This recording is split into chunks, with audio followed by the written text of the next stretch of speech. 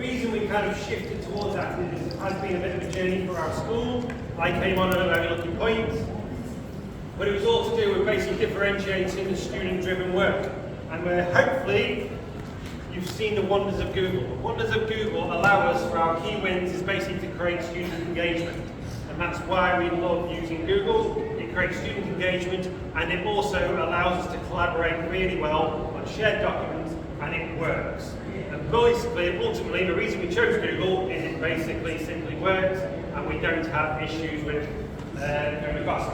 And then, obviously, we've got goals, our next steps. It wouldn't be an AI talk if we don't mention AI, but obviously we're looking at how we use AI and create AI in a better, more strengthening way for our digital citizenship. Because if you do or don't know, hopefully you do know, but Gemini has now rolled out to everyone if you've got a Google Plus membership. What has been fantastic for us, because I had to write an AI policy last year going, well, we can use these tools, we can't use these tools, we can use these tools, we can't use these tools. And then this year it's just like, yep, Gemini, boom, done, and happy world, and everyone's wonderful. And then I don't have to worry about stressing. And then talk about our connected system.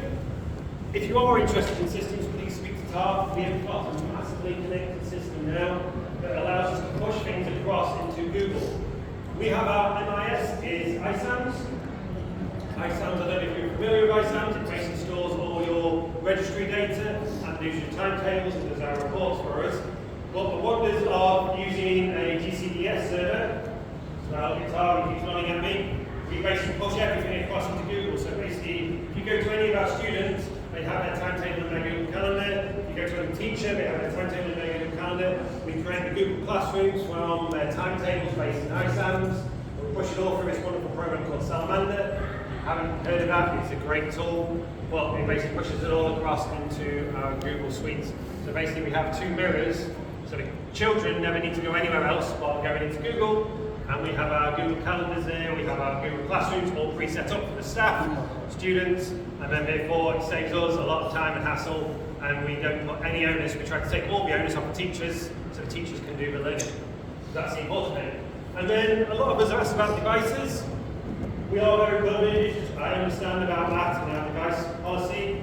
We provide, basically, we have some tablets that are down in the early years and in Key Stage 1. That obviously the quick switch on and goes that don't require a login. From year 3 all the way up to year 9, we provide a Chromebook. And then we give them a laptop in year 10, 11, and it's only in year 12 and 13 where they don't get a school device. That is joys of being in a private school. It is the kind of privilege that we do possess. I don't understand that. But we do have this big area with our Chromebooks. We do love a Chromebook. Oh, there's Mr. Yim, he's turned up. Everyone give Mr. Yim to Mr. A. There we go, yay. He has been at this school so long. It's 20 years now? 22 years, there you go, 22 years. So he's been fantastic. The big push with our Chromebooks, and the reason we actually have our Chromebooks is we've gone from a spin.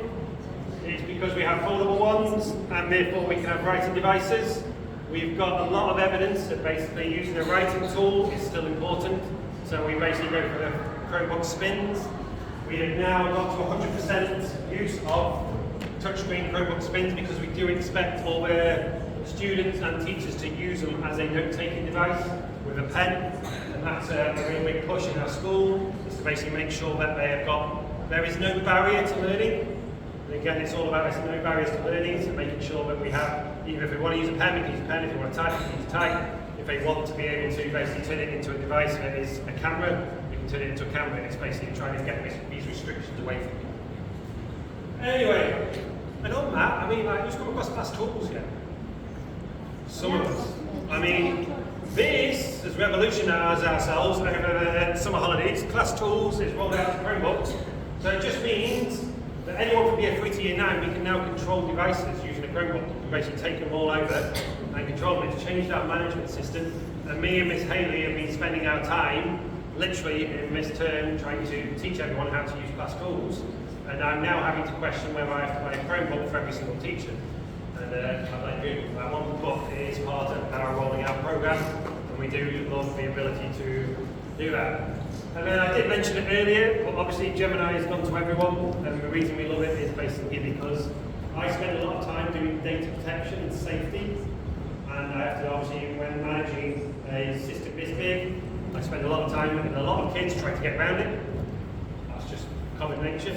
But I spend a lot of time basically making sure we actually have common sense around our protection policy. If you get on the internet on any device, we have Lightspeed that protects you, we have various programs, we have firewalls, and really appreciate that basically Gemini has decided to have the safety and taking it out of my hands. So really appreciate that. Thank you very much, people.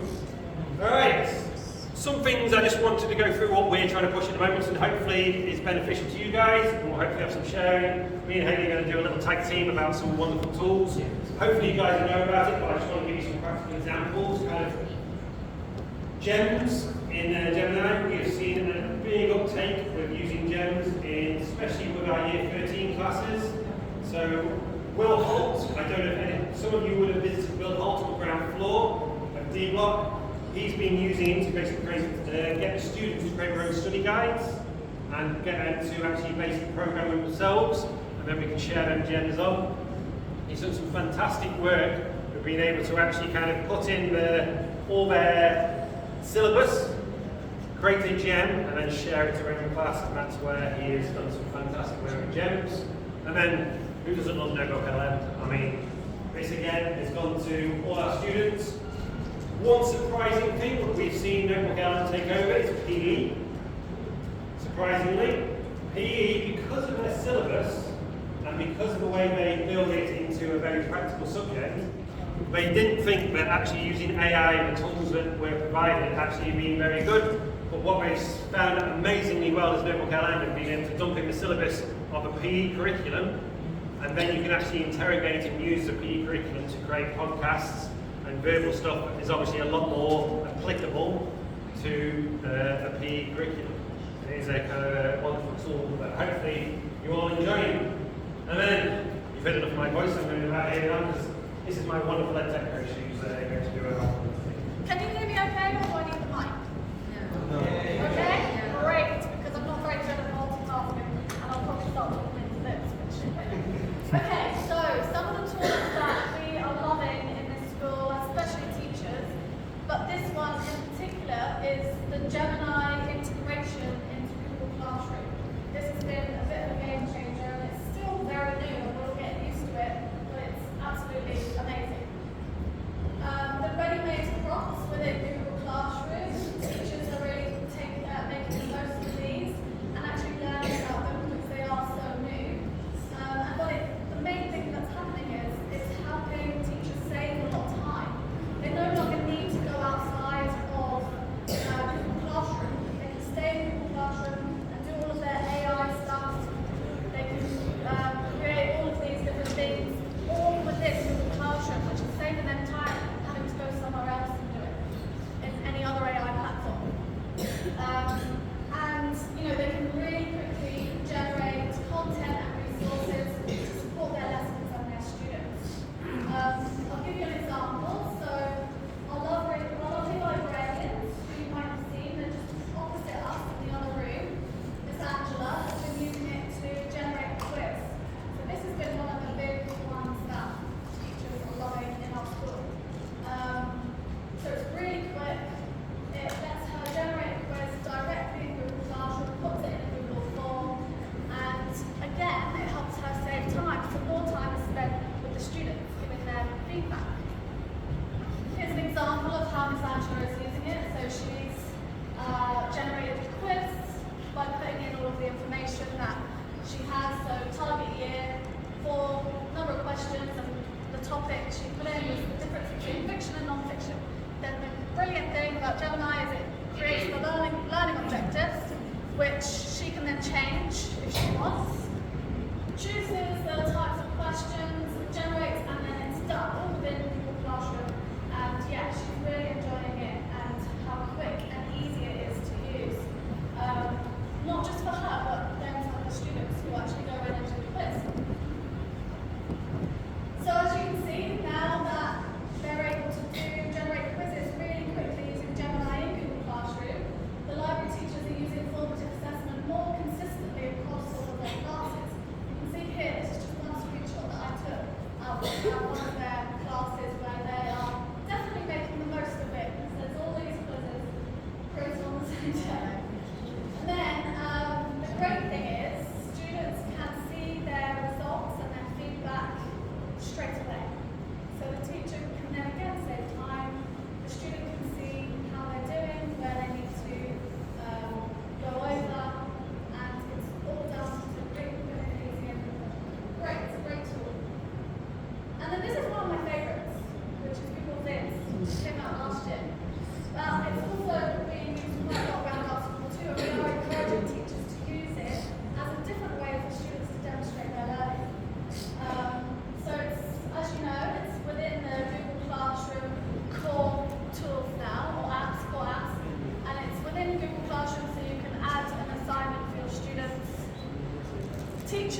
we've seen teachers use it to record mini lessons, to model work, to examples, to flip content, or some teachers have been using it to provide feedback to their students. And then for our students, this is what I love, is that they can demonstrate their learning in a way, in a different way. So they don't just have to do a PowerPoint slide, or not PowerPoint, a Google slide, or a PowerPoint, or they don't just have to do a worksheet, they can do a video. And that develops their 21st century skills in things like video editing, which is, most kids are on streaming, YouTube platforms, so very great skills for them to learn at the same time in their lessons. This is an example of how our computers teachers used Google Vids. So they made a template for their students, which was for them to make a short explainer video about AI. Each student had the same template, but then they could go in and they could make it their own. They could record themselves, they could do voiceovers, and it's really great to see all of the creativity that the students put in. And so then one of the best things about it for our teachers is being able to see how students are doing when they're creating their videos in real time. So they can go straight onto Google Classroom and they can open the student's video and see how they're doing. Whereas before, how do they use the video platform? The student would have to download it and then upload it onto Google Classroom, which takes time and wastes a lot of time. Teachers can't actually see how the student's doing, so they can't come in and maybe give some targeted feedback or some scaffolds. So it's really great that it's all there. It's just within Google Classroom assignment, teachers go in, they can see how they're doing, and they can provide feedback then and there to their students and see how they're going. So that has been very popular within our school. Which grade are you notice that they establishing Google which grade? Lots of different grades. So we've had students in primary and we've had students in secondary use it. So lots of different teachers have been using it, but it's still new to a lot of teachers, because some haven't. But we have had some that have really enjoyed trying something different with their students. So, and then there's read along. So this is particularly popular in primary school. Read along is a great tool in primary, especially for our teachers in year 3 who are using it at the moment to group students and assign level appropriate books. So they have their classes, they have a big Google Classroom for all of their year 3 students. And what they're doing is they're giving them all the same book that they're reading, and then they're looking at the metrics, they're looking at the data to then determine what groups they need to be in. And in that way, it's more, the teaching is more focused and responsive. So you can see, they can see all of the data that they need. They've got all of the words that they practice. Where is it? So they can use the words that they're struggling with in phonics lessons and things like that.